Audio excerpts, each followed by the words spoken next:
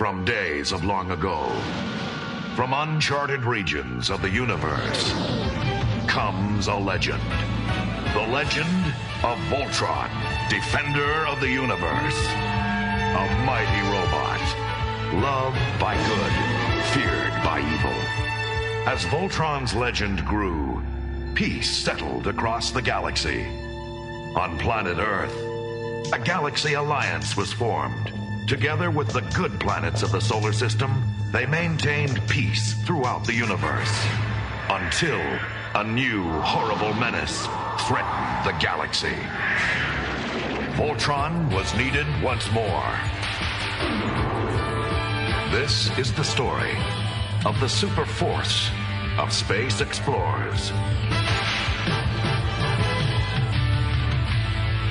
Specially trained and sent by the Alliance to bring back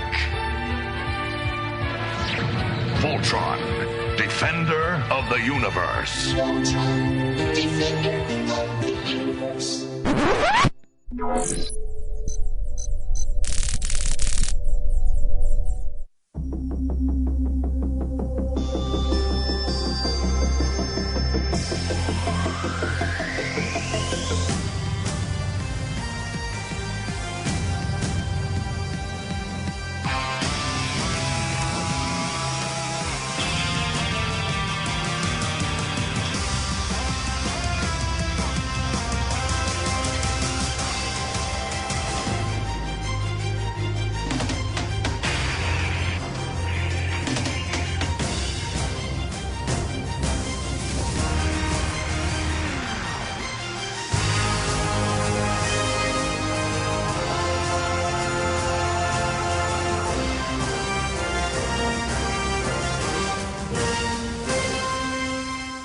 Welcome to ToonCast Beyond. This is episode 70 of the show. This is a brand new year, 2017. I am, of course, TFU Mike, and I believe this is first time making his debut here on ToonCast Beyond is Joe Reed. Hello, sir. Hello. How are you? I am well. It's good to be back on mic, and wait, that sounds dirty. It's good to be on microphone with you again. There you go. I was gonna say. How about that? Yeah. This is exciting being on a new show. Yes. And so basically, everybody already knows this, but Joe doesn't, so I'm just going to give him a little history lesson here. 2009, when we started the network, roughly around, I think it was probably the same day we started it, I launched what is now called ToonCast Classic, and we talked about all kinds of various cartoons for 100 episodes of a podcast, and we covered the gambit of anything and everything. And I ended it in 2011 and started this show to continue it on to talk about cartoons from the year 2000 to whenever now is. So the original ToonCast was pretty much anything from our childhood, anything before 1999, and now this one is anything from 2000 to, like I said, whenever now is. So in the process of doing this, originally it was broken up into seasons. We got 2 seasons of ToonCast Beyond. One was a superhero season. The other was a DreamWorks Spotlight. The DreamWorks Spotlight killed me. People go back to listen to some of those DreamWorks episodes. Oh, my God. Some of those movies are just horrible. Yeah. Flushed away. A few other ones I can think of. So I needed to reformat it, and the way I thought I could do that was to do seasons, and to do seasons of shows, and it didn't matter when the show was or whatever. We would go back and do whatever, but we would do it in a season format. And we've been doing that since about episode 60 or so, episode 61, I think. We still do the animated movies and things like that. We'll have Inside Out and Home and Minions and Despicable Me 1 and 2 and all that later this year.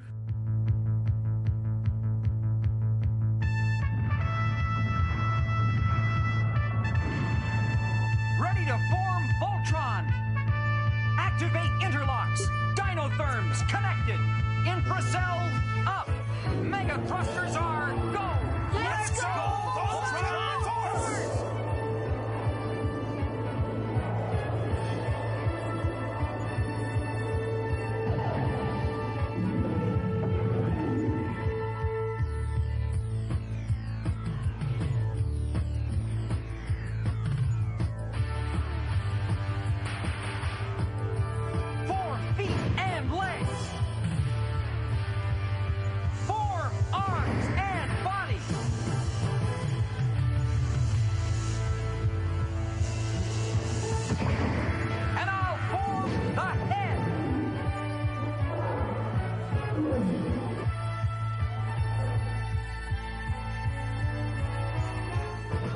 So I figured with this one we'd do it in all in one go. We're going to be talking about Voltron, Go Lion. No, not really. The third or fourth incarnation of Voltron. I forget which one. How many? It's hard to count. Yeah, there. Okay, so we know that Go Lion was the original Japanese anime. That then became, here in the U.S., Voltron in 1984. After that series ended, there was, I think, Voltron... Vehicle Force Voltron, and then there was... which was actually a different cartoon that they put, they renamed it, redid it Voltron, and then they paid for an episode where they animated the two separate cartoons together so that they could have a movie here in the U.S. with the two Voltrons together, which I've never seen. Yeah, that was it Legion of Doom, or no, that's the Super Friends thing. It was I forget what the Voltron movie is actually called, and I should be looking it up, folks. I know, but we're recording this at like 9:30 on a Sunday, so 9:30 in the morning on a Sunday, but whatever. So yeah, after that, I think there was Voltron of the Third Dimension, and then there was Lion Force or Voltron Lion Force, which was a couple of years ago. And now through DreamWorks and Netflix, we have Voltron Legendary Defender is the new finally series. A proper Voltron. So I grew up between Transformers and Voltron. That's really what my very early childhood was about. 4, 5, 6 years old. That's when these shows were coming on. Right. And the giant robot thing, I guess that was a thing. But then they could hook together, and that was neat. And so it's one of the fondest parts of my childhood, between Transformers and Voltron, and then later, and then early 90s Ninja Turtles. That's what I grew up with right there. Yep. And what has always stayed with me. Yeah, absolutely. People would have heard, as I said in the beginning of the show, before we came on, because we're talking about Legendary Defender. I do have the Legendary Defender theme in there, but we could not do a Voltron show and talk about this franchise and this series without me putting the original theme in from what's his name? John Peterson with the Peter Cullen voiceover, because that is days of long ago. Because that is just epic. And I was wondering if they were when Legendary Defender was first announced, I was wondering if they were going to get Peter Cullen back to do a new voiceover, and they didn't. And I'm kind of disappointed about it, but I'm kind of all right with it now, because the music for this series is its own thing, and you don't really need that voiceover on the theme song and the intro. It would be great if we had it, but that was just. I think with this series, they're really portioning out the origin story, and I think if they gave us that voiceover that did the similar thing, we'd learn too much that they would rather kind of spread out over 3 or 4 seasons. Though one of my biggest gripes with the show, I hate starting on a negative because I absolutely love the show, but we are missing a soaring, triumphant Voltron theme song, and there are 2 things that I think really define Voltron. One of them is that theme song, which I think, would hold up, might fit. Maybe not as the theme to the show, but the theme whenever Voltron starts kicking butt. Oh, I miss it. Yeah. And then something else that we'll bring up later. But I think this show's missing a theme song like that. Yeah. I mean, it has a theme song. It has some music. As I was watching through season 1 and season 2 again before, well, actually, season 2 just actually came out 2 days before we recorded this, but I went back and I watched through some of the season 1 episodes again just to kind of see where the music fit, and the music does fit. It's just not like if a few years ago. This is maybe, well, actually, it was a lot of years ago now, probably 2009, 2010. On the Voltron website, they released a CD soundtrack for the original 1984 cartoon series by John Peterson. Oh, wow. And on that, they have multiple versions of the theme. They have the theme without Peter Cullen's narration, they have the theme with Peter Cullen's narration, and then they have, it's like 50 tracks of all the music from the original cartoon series back in the 80s. And that music is just a little bit more cool than the music in Legendary Defender. Well, it's a lot of it is iconic in that kind of John Williams way, and I think I don't know, whoever the music director, whoever the person, not the composer, but whoever's directing that composer is saying, okay, we want your music to be totally subtle. We want it to absolutely disappear into the background, and it's really kind of depressing. And I remember the old series whenever they do the establishing shot of Castle Doom, there'd be this dun-dun-dun-dun-dun-dun, this kind of weird chime, and then this droning noise, and that was missing from the first season. Season 2, I noticed every time they'd go do the establishing shot of Zarkon's ship, there'd be some similar tone like that, like it kind of crept into season 2. Yeah, that was interesting to notice, and it had that same kind of ethereal, sinister, evil kind of just noise. Yeah. But still not what it needs to be to kind of really be something that I will whistle walking up and down the street, you know. Yeah, very, very true. The opening theme for Legendary Defender is done by someone named Alex Garangas. I've never heard of the guy. And the actual composer for the series is Brad Breek for Legendary Defender. Season 1, going back to it and watching it again, and I didn't watch all 10 of the episodes for Season 1. I watched, I don't know, 3 or 4 of them just to kind of catch up my memory before starting Season 2. Like, obviously, I went back and I watched the last episode of Season 1 just to... Brilliant episode. Yes. In Season 1, when you first saw Season 1, what were your initial thoughts after watching it? Well, this has been, the whole series has been a really neat thing for me because I grew up watching it at about 6 years old, and when my son is 4 and 5 and 6, and we were watching some of the old Voltron shows.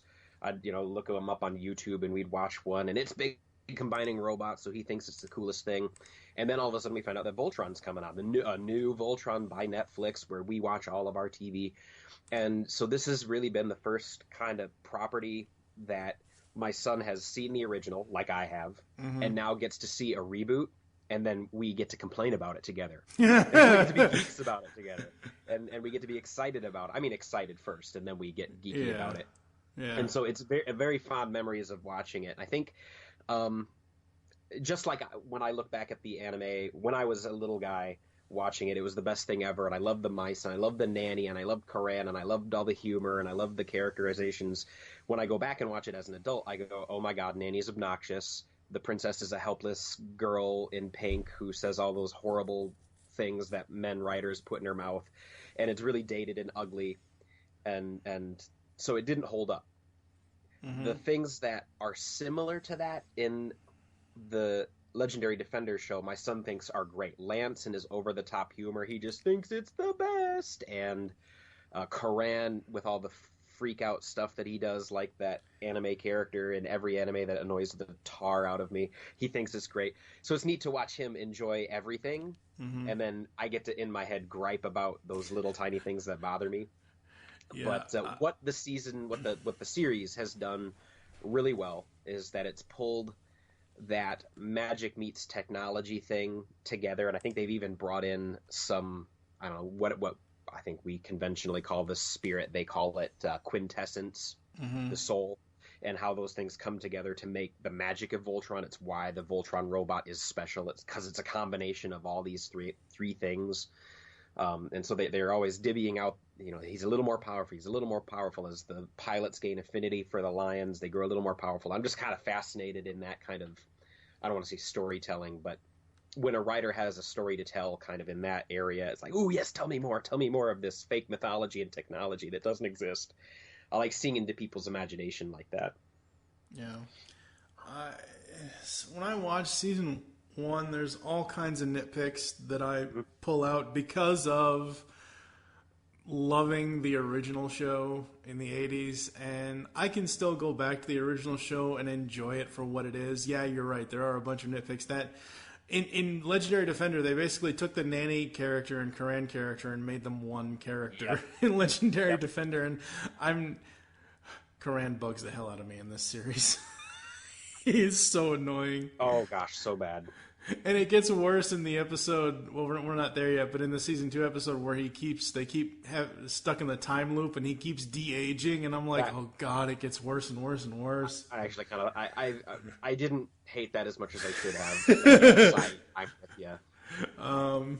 But as I watched through season 1, I really enjoyed the story. How they kind of turn the story on its head just a little bit to create their own thing. They're not really retelling the original cartoon story. They're telling it in a way that is going to bring people in, like the fact that Pidge is actually a girl in this series. That was interesting. Thought that was a fantastic change. Yeah. Just super stellar.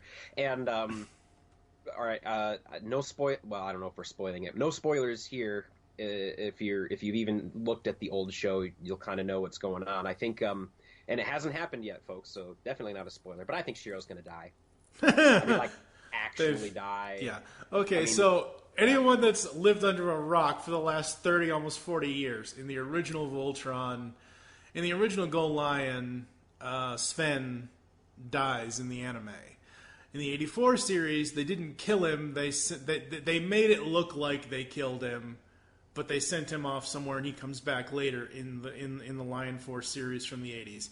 Here, they keep teasing it and giving him this slow burning Final Destination kind of thing, and I really hate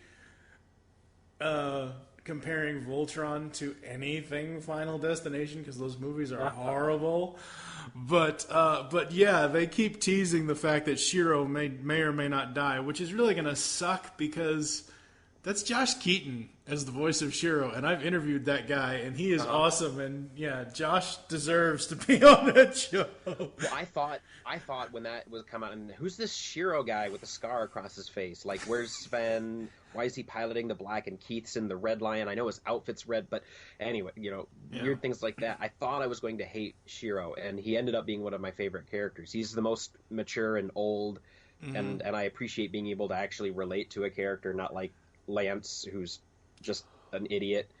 So I ended up really liking him, and I like watching him go on the journey.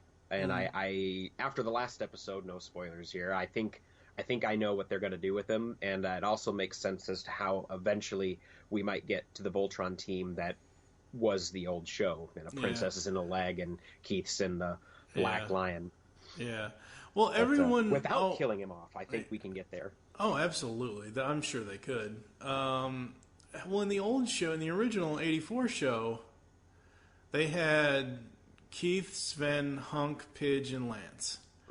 And Sven was the black uniform and the blue lion, and Keith was the red uniform and the black lion. The colors were all mixed up and everything, and people are like, why don't they match? Why don't they this? Why don't they that? Honestly, I don't even really care. Yeah, it never bothered me. Well, I guess it upset me aesthetically as a kid, but not really. I wonder maybe if in the Japanese series they did match, because like once they're inside the lion, it's not like you can tell. Well, no, they show them outside with their lion, so I guess that does make sense. And the color of their. So yeah, okay, so it does really match. But they fixed that in that other DreamWorks Voltron where they all had the right color uniform in their lion, which is interesting. But whatever. Yeah. I like what they've done in matching the uniforms like that, and it's going to make sense now as to why. If they don't change uniforms but do change lions, everybody's going to end up where they were in the old series. Right, yeah. Yeah, absolutely. Born Voltron!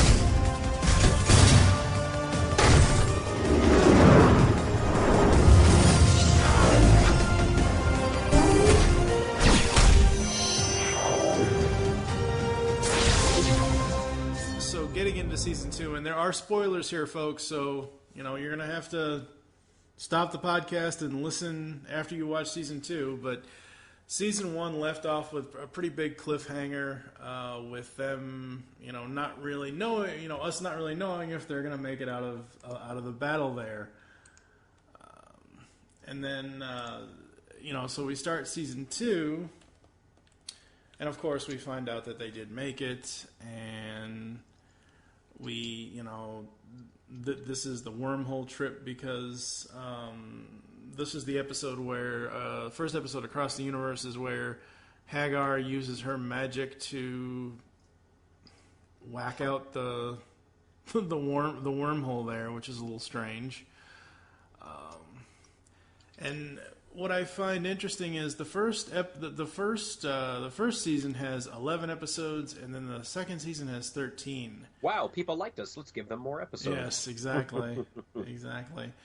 And I think season 2 is a much better written part of the show. Season 1 was written well; the story flowed well and everything else. But the season 2 stories, they all had an interconnected plan. I think by the time episode 4 or 5, when they finally figured out, oh hey, let's come up with this plan to defeat Zarkon. This is then going to give us an opportunity to see each of the paladins. And I'm sorry, I hate that word. I cannot. I'm gonna go find out what that means, because that's a class in D&D. It's like a champion. It's like it's basically pinnacle, the champion of Voltron, thing like that. But it just it's champions of the realm is basically it's But it just I don't know. It just sounds really weird. Just call them the Voltron Force or something. I don't know. But anyway. So by the time we get to that, we each, like I said, episode 4 or 5 or 6 of season 2, we get to see each of them on their own mission. Like Pidge is off somewhere doing something, and Hunk and Keith are collecting crystal whatever the hells, And I don't know if this is them trying to get back to a lost culture, but episode 7... Space Mall. Like, really? We had to go to... I enjoyed it. That's another... Go ahead. Me too. Like, I liked a lot of these episodes, even the silly ones like that more. My least favorite episode from season 1 is the one where they're trying to train the 5 of them by putting them into impossible situations, and it's not until the food fight at the end where they come together. Like, I hate that episode. I will just skip it. Like, Oliver will try to put it on to watch it. I'm like, no, son. Next episode, please. But that episode, I think it was just there were neat things happening. It was about every mall trope you could come up with, put right next to each other, and I don't know. There was something special about it. I mean, had a mall cop. I like that Karan went there, and it was like 10,000 years ago. This was a black market, and you had to be all grimy. And he goes, and then there's the episode where he does find the black market with what they need to buy, and they go through that bargaining thing. Mm-hmm. I'll take 1,000,000 of these. I'll give you some pocket lint. I'll give you 10,000 of those. And then they're upping these. I mean, man, anybody who's bought or sold anything at a flea market or a toy collecting thing, at anybody who's bargained has done that before. So there's just everything to relate to in that episode that I think it was more fun than it deserved to be as they go repair their portal generator. Yeah, absolutely. I did really enjoy the Space Mall episode. But I think the 3 best episodes from season 2 are the last 3, 11, 12, and 13. Because Voltron Legendary Defender, folks, it is not paced poorly at all. It's paced well, but sometimes in certain shows when I'm watching them, if I get to a certain episode, I'm like, okay, hurry up and get to the point already. With this series, I didn't have that reaction because the episodes flow so well and the story is told so well. Yeah. Now, go ahead. old school Voltron has this monster of the week feel, and perhaps the last 7 minutes of the show, it's like canned animation, form, blazing sword, boom, and then they jump up in the air and they cut it in half, and then it explodes in the background with the cool hero shot. They don't do that with this series at all. In one way, it feels slower because they aren't forming Voltron and destroying a monster every episode, but then it's always it's a connected plot through the whole series, through the whole episode. What do they call it? Series. You see, I watch a lot of BBC. Through the whole season, it's one connected storyline. So in one way, it feels slower because they're taking time to develop everything and build what they need to defeat Zarkon. They're very good. They're going after piece A, piece B, piece C. But then it feels faster because they're not, 3 weeks don't go by between each episode. Yeah, absolutely. I honestly think all cartoons should be on Netflix, Hulu, or wherever now instead of actual television because, oh my god, that's one of the greatest things about Netflix when they do series like this or whatever, any of the original series that they do, and they just put everything up immediately. You can watch it at your leisure. Like, I watched season 2, I think it was like, obviously, like I said, we're recording this 2 days after it appeared on Netflix for me. I think I watched it within a day and a half. Yeah, Oliver and I banged out the first 10, 11 episodes in the morning, and then the last 2 at night. We watched the whole season in one thing. Yeah, some of the series I can't, not this specific series, but some of the Netflix series I can't do that with. I want to be able to pace myself on certain things. But with this one, I can see why you would want to do it that way, and because it's just such a good series. There is something to be said though about letting it take time. We're watching the new Top Gear, which I can't remember the name of, on Amazon, the Grand Tour, and that's a weekly episode. I kind of like that because Thursdays become special. My wife and I put our son to bed. Let's go watch Grand Tour and see the three dorks talk about cars. Yesterday, well, what was it, Thursday? I don't remember what day it came out now. Thursday, Friday, it was special because Oliver came home from school like, all right, boy, let's go. It's on. Voltron's on, sweet, Dad.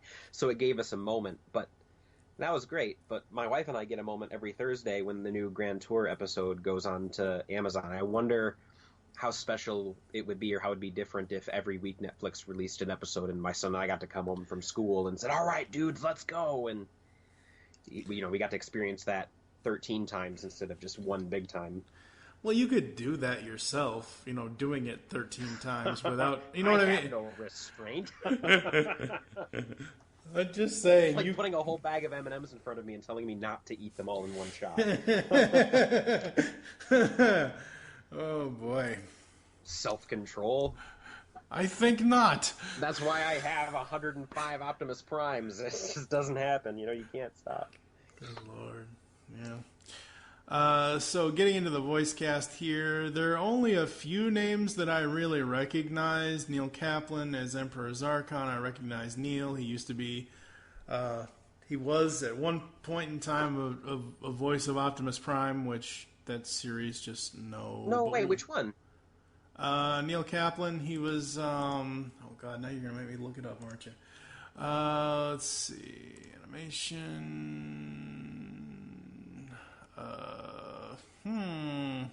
Armada or Energon? No, the other one before that, Beast Wars? No, that was Gary Chalk as Optimus Prime. Okay, so yeah. No, it was Car Robots, Optimus Prime 2000.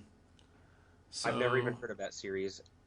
Car Robots? Yeah, probably Japanese only. Yeah, it was Transformers, Car Robots. Oh god, I'm trying to look here. Hang on. Yeah, me too. Thanks, everybody.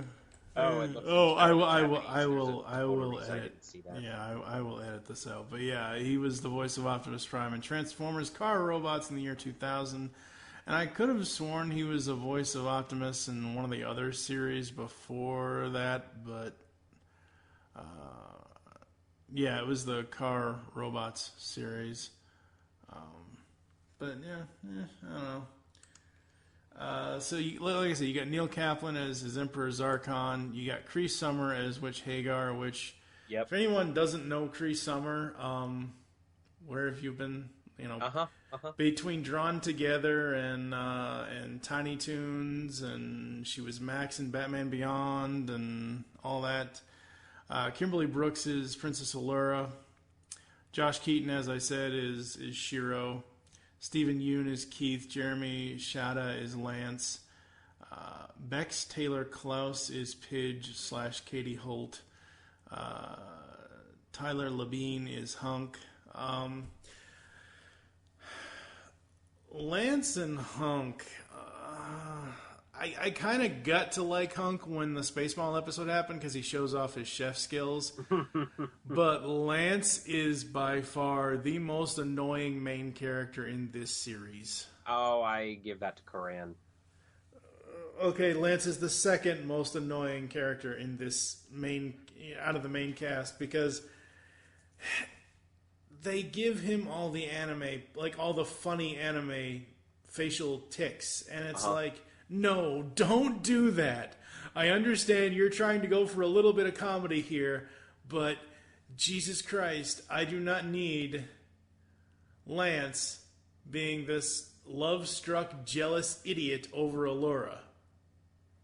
Because there was a point where one of the episodes where Keith and Allura go off together because they think that's how Zarkon is tracking them.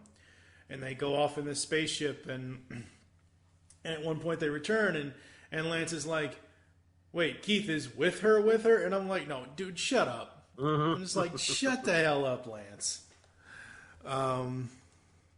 Some of the other comedy characters I could do without. A lot of the comedy characters I can do without, but Oliver likes it, so I like. Okay, I get why they put it in there because it gets these little people that don't have an adult sense of humor yet. Okay, all right, fine, but I wonder if as the series goes on, I don't know how many seasons we're going to get. The more, the better. That we're going to see these characters grow into the people that we remember. I mean, we kind of got to see Keith grow in season 2, and that moment where near the end where Shiro gets knocked out, he's like, boom, bam, starts taking command. We got to keep him away from the Black Lion, guys. And so I think Lance may be next. He might be the one who comes and grows. Let's hope, because Lance currently now, oh my god. So, I would assume because it is a Netflix show and it is DreamWorks, I assume there's going to be a season 3. I don't think they're going to leave us, I don't know. I mean, everything I'm seeing here does not say that there's a definite announcement for a season 3, but I would assume that there would be. The toys recently came out. They've been fun. They're some of Playmate's highest quality toys I've seen, which isn't saying much. But if you're a toy person, I recommend spending $20, $40, $60, $80, $90, $120 to get the Voltron. That fits together. That's a pretty decent figure. I did not spend that much because I'm not dumb and I watch sales and I buy things before street date. With Toys R Us has them mismarked because they're not actually in their computer yet. I do that kind of, but it's a great toy. It's actually pretty good. They're mine. Oliver knows that he's borrowing them from me when he plays with them, and that someday they'll go on a shelf where we don't touch them. But no, we'll always touch them. I'm not that person. There are also 2 different comic series for the show as well. 2? 2 comic series detailing events happening in between seasons were announced in January 2016, taking story ideas that were determined too outlandish and too epic to be contained in a 23-minute episode from the animated series. These comic series bridges the time lapse between seasons. The first series, consisting of 5 issues, is being published by Lion Forge Comics. Hey, I know those guys. They send me a Christmas card every year, or a little Christmas postcard thing. With the first issue being released on July 13th of last year, written by show head writer Tim Hedrick with Mitch Iverson, and it's illustrated by Digital Art Chefs. A special cover variant, issue number 1, was available at San Diego Comic-Con last year. That's the series that Oliver and I have. I think we don't have issue 5 yet. According to this, the whole series will be collected in a graphic novel and was initially scheduled for December of last year, but got pushed back to January of this year. Actually, it's out now. Came out January 3rd. And then 24th of this coming week is when it's going to be coming, and the second series will be announced after the release of the graphic novel.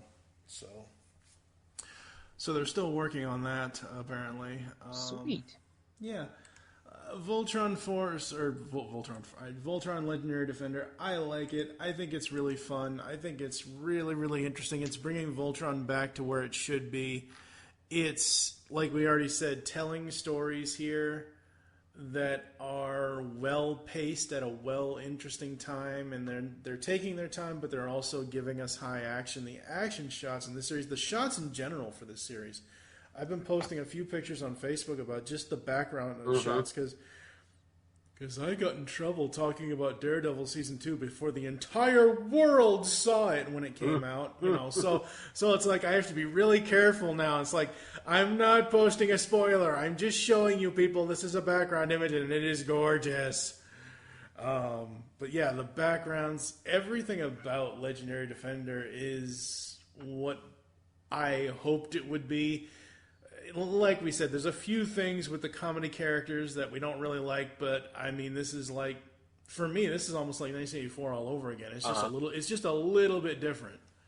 And we forgot to mention the giant elephant in the room, that some of the showrunners from Avatar: The Last Airbender are the ones who are running this. And that's why it looks so good, yeah. And that's why it looks so good, and that's it has the visual sensibilities that it does, and why I think they do the fight scenes so well. I think a lot of people want to Michael Bay the thing and get in there close, and they don't show anything. But you'll be watching a fight scene between two characters, and you'll see like, hey, that's a martial arts move. That's an actual Koshinage hip throw that those two robots just did. Wow, neato. So you need little things like that, and I think that's where some of the visual styles coming from. They take time to do those establishing shots, and I think that's also the anime influence. The good things that come from anime are those neat establishing shots. Voltron silhouetted because of the sunrise with the streaks of sun rays coming over the mountain. Like, man, that's gorgeous. Thank you for showing us that. Yeah, that is very awesome. Cell phone wallpaper. Bam. That's right. That's right. So, coming up on ToonCast Beyond, we've got a lot of stuff coming up this year. Over the next few episodes, it's going to be superhero stuff from the 90s. Eduardo and I are going to come back and talk about Spider-Man 94 Season 2. We actually already did that, but something happened. That was during my problems last year with recording equipment, and that episode could not be saved. So we have to redo it. Yay! So we'll try to mimic everything and not reference anything from the lost recording. After that, we're going to be doing Spider-Man 94 Season 3 and need somebody for Inside Out. I haven't found anybody yet. The person I did have, well, that's no longer an option. So yeah, that's what's coming up here on ToonCast Beyond. When's the next Geek Stuff Garage sale? Probably looking at June, 2nd to 3rd week of June. Depends on school, all that good stuff. Although I'm going to have a new baby then, so I don't know. Oh, yeah, your other news, yeah. Yeah. We haven't really talked about that yet. He's on the way. He'll be here May. And this is going to be fun because now it's been great pulling Oliver through those things that I enjoy and watching why he likes the things that I liked as a kid. Mm-hmm. And it's a perfect time to be a geek father.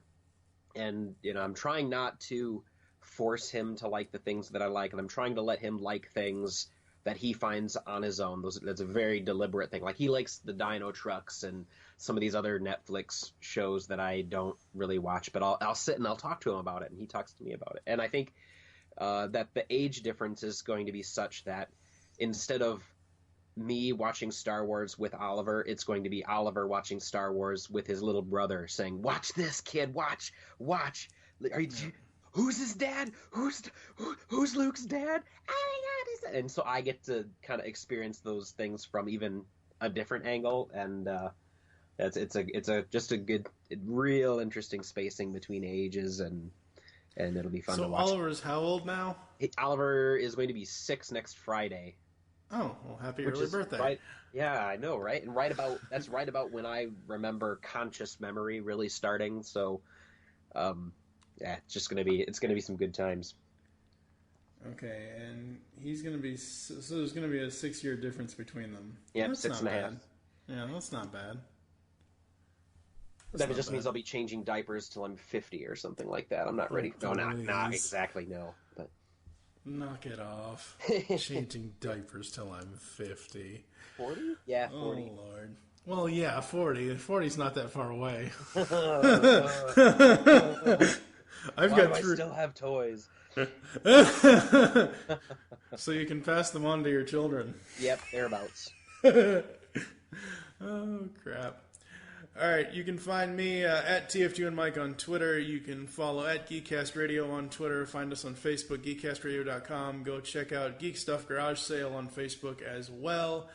And Joe and I will be back at some point to do more turtle stuff over on the pull bag, so we'll be doing that, and who knows what else we're going to be doing. I have no idea, because I've got nothing but time at this point, so it's back into full-on podcast production. And please leave comments when this gets posted in the Facebook. I'd love to hear from you, ask questions, engage in discussions. But yes, please do reach out. I like hearing it. I like hearing from us, from you listeners. Not us. Who's us? I don't listen to podcasts. You really should. I barely have time to consume the media that I do the podcasts about. I don't have time to listen to. I don't want to listen to somebody podcasting about a game. I want to go play the game. I have 80 exams to go grade right now, so that's what I'm doing. Alrighty then. We will catch you next time here on ToonCast Beyond. See you later, folks. Thanks for listening. I'm back.